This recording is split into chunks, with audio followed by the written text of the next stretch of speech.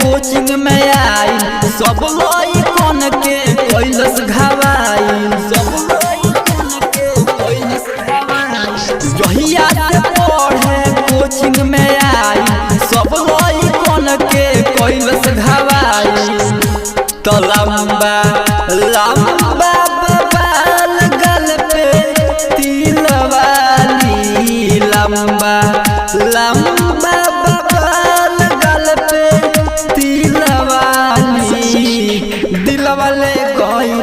दिलवाले गई छुटकी साइकिल वाली दिलवाले गई छुटकी साइकिल वाली दिलवाले गई छुटकी साइकिल वाली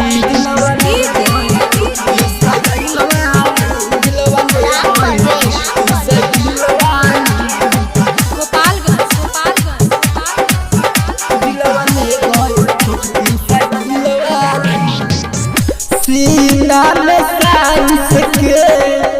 किताब के दबावेली का कहीं भाई हमारा होश के उड़ावेली सीना में साइंस के किताब के दबावेली का कहीं भाई हमारा चप्पल देखनी न पेनहस सैंडल खाली चप्पल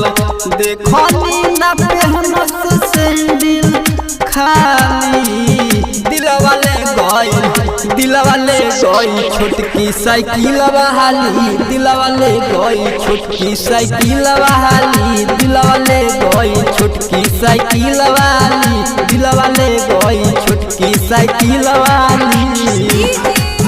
दिलवाले गई छोटकी साइकिल वाली दिलवाले गई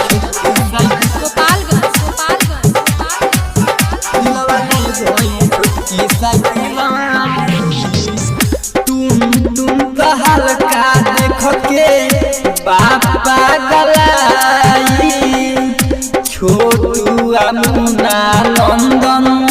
कहाँ से आई नंदन कहाँ से आई तुम हल्का देख के पापा गलाई छोटू मुन्ना नंदन कहाँ से मारे न जान कर उठ के लाली जा मारे लाइन कर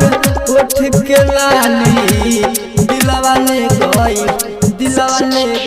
छुटकी साइकिल वाली दिलवाले गई छुटकी साइकिल वाली दिलवाले गई छुटकी साइकिल वाली।